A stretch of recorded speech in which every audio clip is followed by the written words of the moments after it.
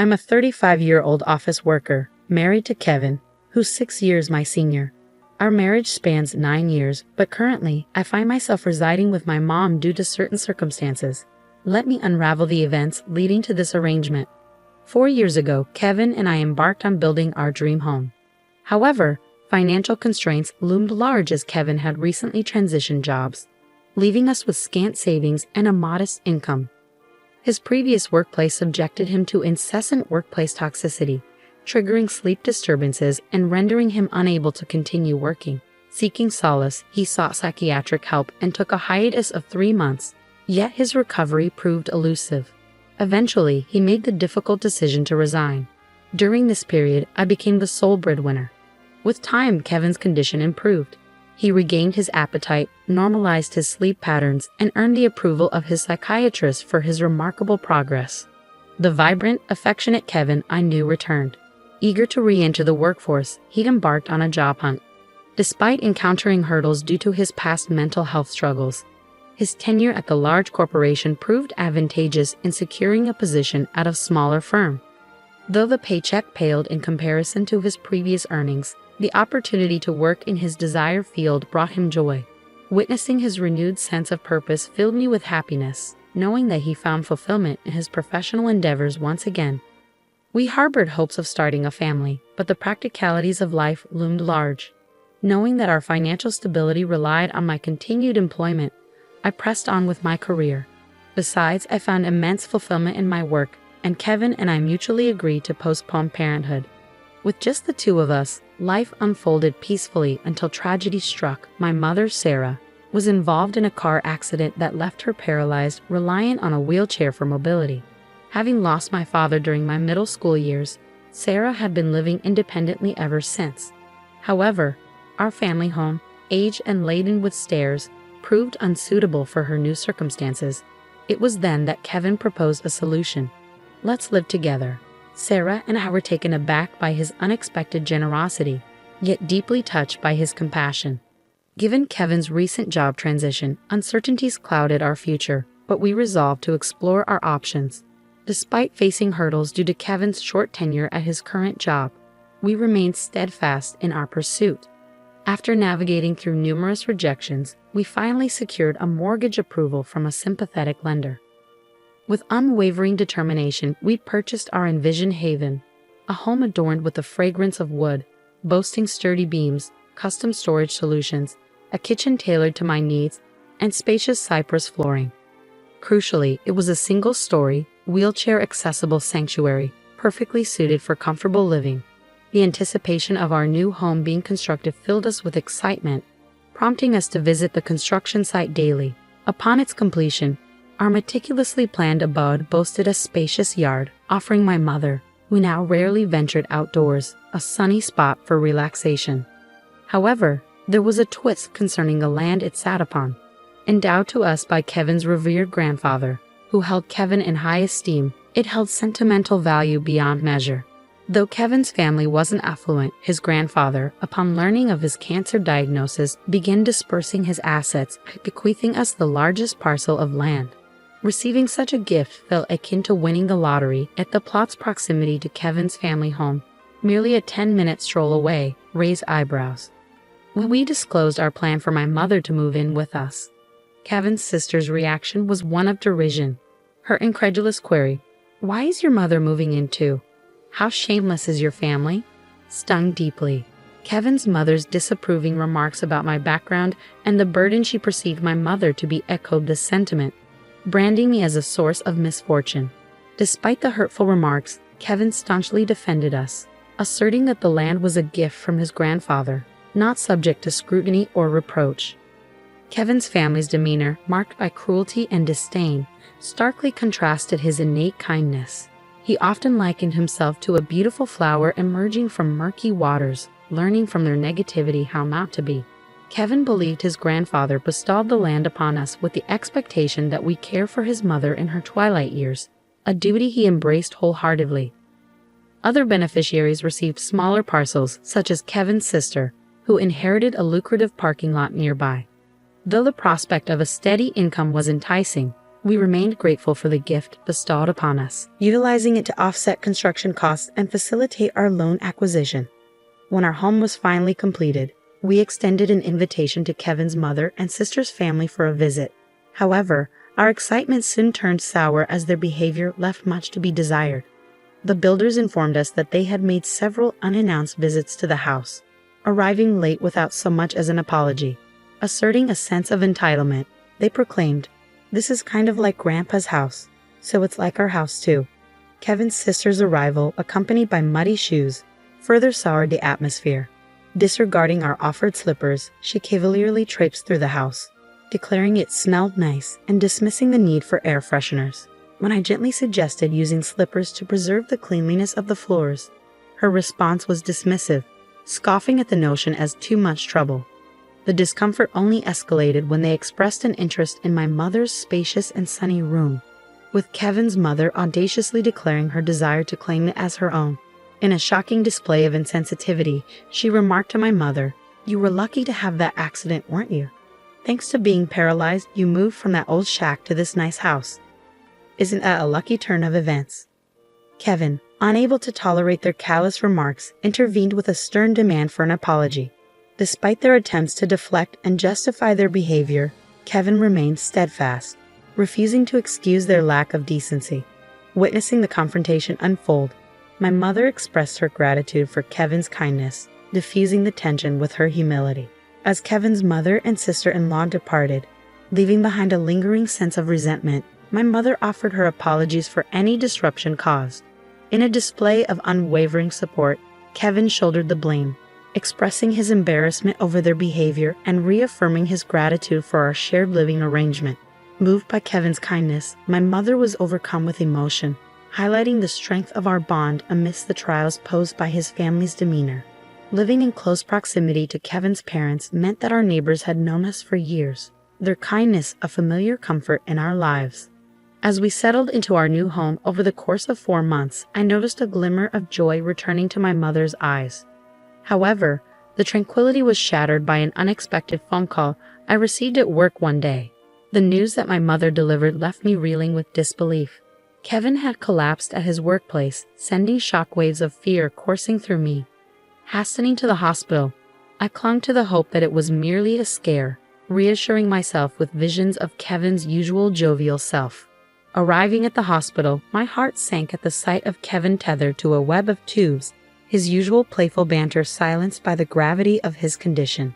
The doctor's grim prognosis shattered my fragile optimism, plunging me into a surreal nightmare. The weekend plans we had eagerly anticipated now felt like distant memories as the harsh reality of Kevin's critical state unfolded. Devastation struck with unimaginable force when Kevin passed away, leaving me numb with grief. Amidst my anguish, the arrival of Kevin's family only added to the turmoil. Their accusatory words pierced through my sorrow, casting blame upon me for his untimely demise. Bereft of the strength to defend myself, I crumbled under the weight of their accusations. It was my own mother's arrival, consumed by grief, that finally unleashed the floodgates of my tears. Together, we mourned the loss of Kevin, our shared sorrow a poignant reminder of the love we had lost. Yet, even in our darkest hour, Kevin's mother's callous remarks echoed with cruelty, severing whatever remnants of familial ties remained. With a final, disdainful parting, she left us to grapple with our grief alone. The somber task of arranging Kevin's funeral fell upon us, and we found ourselves at the funeral home alongside a funeral director. The news of Kevin's passing from a brain hemorrhage felt surreal, especially considering he had been his usual self just that morning. Informing my mother-in-law of the funeral arrangements yielded little response. She tersely conveyed her intention not to attend, citing Kevin's perceived allegiance to my mother and me. Her daughter, my sister-in-law, echoed this sentiment, declining to participate as well. Despite their absence, the viewing drew a crowd comprising many of Kevin's co-workers and friends. Their presence was a testament to the profound impact Kevin had on those around him. Tears flowed freely as mourners bid farewell to a cherished friend. The funeral itself was a poignant affair, underscoring the depth of love and affection that surrounded Kevin. Amidst the grief, I found solace in the company of those who shared in my sorrow, grateful for the opportunity to spend the day honoring the memory of my beloved husband. As difficult as it was to reconcile with the absence of his family, I couldn't help but reflect on the inherent differences in our ways of grieving. I received an email from my mother-in-law, but its contents were inappropriate, leaving me hesitant to respond. Her persistent inquiries regarding the life insurance money only intensified, flooding my inbox with further demands. Feeling overwhelmed, I opted to ignore her messages, unwilling to engage with the topic at that moment. Upon returning home, a peculiar sight greeted us. A light illuminated from within, contrary to our usual practice of switching off all lights before leaving. My mother, Sarah, expressed confusion, assuming we had overlooked this detail in our haste. As I unlocked the door, the sound of the TV emanated from within, adding to our bewilderment. Entering cautiously, we were met with the unexpected sight of my sister-in-law and her husband seated in the living room amidst unfamiliar furnishings and boxes. Struck speechless by the intrusion, I struggled to comprehend the situation unfolding before us. My sister-in-law's flippant remark about our sudden arrival only compounded the confusion, leaving us grasping for answers amidst the surreal scene. "We're taking over this house. Pack your things and leave," declared my sister-in-law, her words landing like a blow to our senses. My mother and I stood frozen in disbelief, struggling to comprehend the audacity of her command. Demanding an explanation for the sudden disappearance of our furniture and belongings, she brushed off our concerns with callous indifference. According to her, a resale company had swooped in, deeming our possessions worthy of resale. Nonchalantly, she revealed that they had profited from our loss, using the proceeds to furnish the house anew. Dismissing our attachment to our belongings as trivial, she mocked our dismay, insinuating that our modest possessions reflected either a minimalist lifestyle or financial hardship.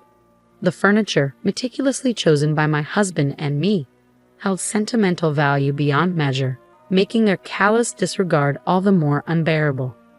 Fury ignited within me, mirrored by my mother's flushed complexion, though shock rendered her speechless. Refusing to succumb to their audacious act, I swiftly reached out to the resale company, determined to reclaim what was rightfully ours. After outlining the situation, the resale company agreed to categorize our missing items as stolen and facilitate their return.